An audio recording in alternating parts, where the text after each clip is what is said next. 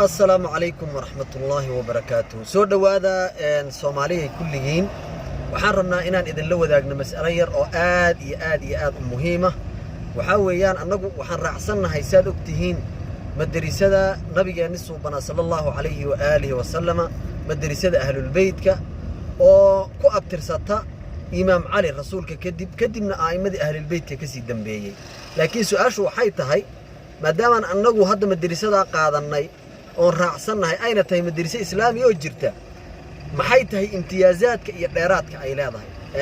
شيخنا مدرسة امتيازات كإدارات. بسم الله الرحمن الرحيم الحمد لله رب العالمين وصلى الله على سيدنا محمد طه الأمين وعلى آله الطيبين الطاهرين. مولانا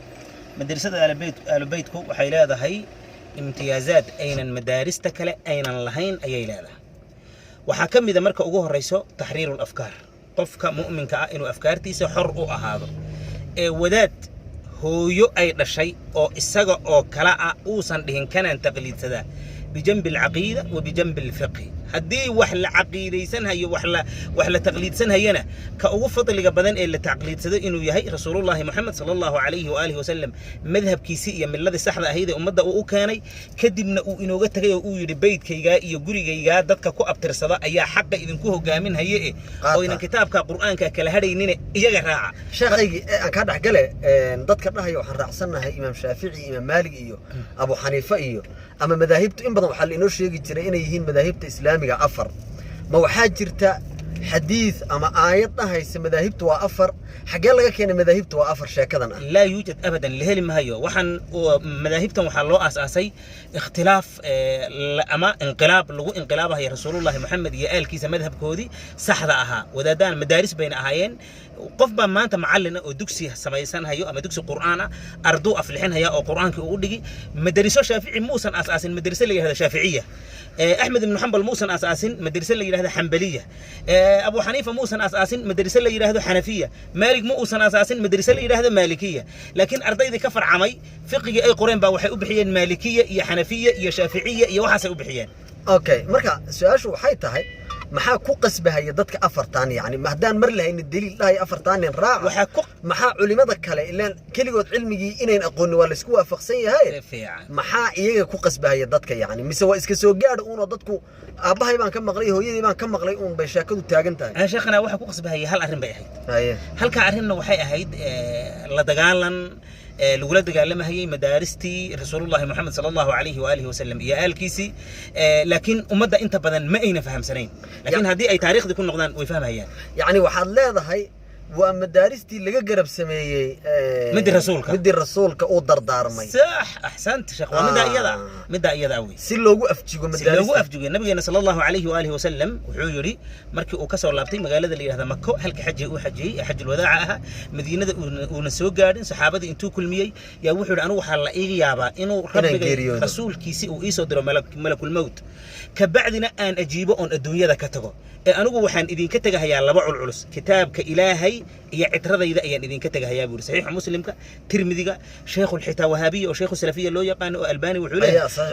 نبي وحولي بور صلى الله عليه وآله وسلم أنا وحن إذا كتجها يا إني تارك فيكم خليفتين كتاب كيس اللي يقان جامع الصغير إرواء الغليل يا كتاب كيس اللي يقان السلسلة الصحيحة نوع كسر أنت بكسر أنت وحير أو توضيح هذا الشيخ هذا صفة فهي annagu marka aan ka guuray madaaristi Soomaalidu ay horay u haysatay Shaafiiciye iyo Maalikiye dabcan ma jirin Shaafiiciye iyo kuwa kale ee la halmaala sida Ash'ari iyo kale iyo Wahabiyada iyo hadafka annagu wuxuu ahaa inaan horta raadino maxaa saxsan inaan raadino waxay nagu kaliftay inaan madrasadii rasuulka soo helo sallallahu alayhi wa alihi wasallam Allahumma salli ala Muhammad wa ali Muhammad taasna waxa weeye dardaarankii rasuulka sallallahu alayhi wa alihi wasallam rasuulka dardaarmay rasuulku markuu umada ka sii tagay dardaaran buu siiyay Shaafici raaci iyo Maalik raaca iyo Abu Hanifa raaca toona ma dhihin wuxuu yiri laba shay hadaad qabsataan aydan dhumaynin baan idin ka tagay kitaabka Ilaahay iyo citradayda marka waa tawdiix hadalkii uu sheekhu sheegay aan si tawdiixinayo fadal sheekhana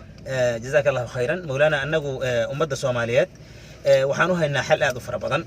halkaana waxa weeye shacbiga Soomaaliyeed waxa kaliya ay isku keeni karo مدين كرا ومدرسة رسول الله محمد يآل كيسة صلى الله عليه وآله وسلم لا الوهابية ولا الشافعية ولا الحنبلية مننا ما مدين كران وايو مدارستا إيجا أيا إسقاليو ومدول بمدك كلا وحوية كأنها وحن وعبائين markaad fiirisana aqeedadii waxay soo bixeen yahuud iyo nasaar meesha ay dhaheen waxa weeyaan yahuudi shay kuma sugno nasaarana shay kuma sugno ayada quraanka قالت اليهود ليست النصارى على شيء وقالت النصارى ليست اليهود على شيء تي iyada ahayd umbay umadu maanta taagan yihiin annaguna waxaan umada uga yeereynaa waa mid waxaan ugu yeereynaa dardaaranki rasuulullaahi maxamed baan ugu yeereynaa sallallahu alayhi wa alihi wa sallam iyo itibaaciisa barakallahu fiik inta waxaan ku sii darayaa oo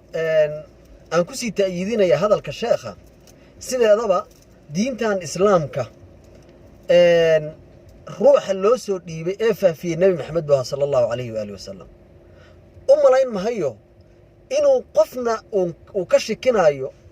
diintan isdooxdooxa ah iyo iswada dilkan maanta ummadda haysata inay khaldan tahay qofna ka shikin maayo marka waa markii dardaarankii rasuulka la garamaray ay arrintan dhacday nin aayad akhrino haddana ruux dooxi iyo mid aayad akhrinayo maxay ahayd wax qarxinaya waxa weeye waxay ka jirtaa oo kaliya madaahibtii ay Soomaalidu haysatay marka si aad diin macaan oo aan khalal lahayn aad u heshaan waxaan idinku baaqaynaa madhabka ahlul baytka madhabka imaam Jacfar Saadiq وانا مذهبك كليه سلام الله عليه ومذهبك كليه على محمد وآل محمد ووظيقه كليه اما وضده كليه ee ku geynaysa dariiqi rasuulka si sax damaanadna haysata damaanadna way haysataa ana qasay ku dhacday nin baa isoo wacay maalmaha kamid ah qol baan ku jiray group ah wuxuu yiri niyahow waxaan ahay buu nin dhalinyarada Soomaaliyeed kamid ah waxaan ahay buu nin salafi ah oo wahaabi ah safiya filmo isoo diro filmadan sidan aan dadka u dilaabo yiri waxaan ku leeyahay buu laba mid inaad timaado oo fikirka anaga qaadato sax iyo in aan ku dilno oo sida dadka aan u dillo aan ku dillo صح ilaahi waxaan ila quraankiisa kariimka wuxuu ku leeyahay afa anta tukrihu an-nas hatta yakunu mu'minina anu mu'min baanahay waxa aad ii wada waa maxay wuxuu waa inaad tadbiiqiso oo qaadato manhajkayaga salafiga ah ee loo yaqaan manhaj Muhammad ibn Abdul Wahhab war Muhammad Abdul Wahhab waxaan ku iri maalinkan dhashay baan ku kufriyay Muhammad Abdul Wahhab iyo Ibn Taymiyyah waligood imana soo marin fikirkoodana ma qaadan haye maxaad ii wadaa صح wuxuu yiri waxaan ku wadaa labo صح وإما بنكوضة إما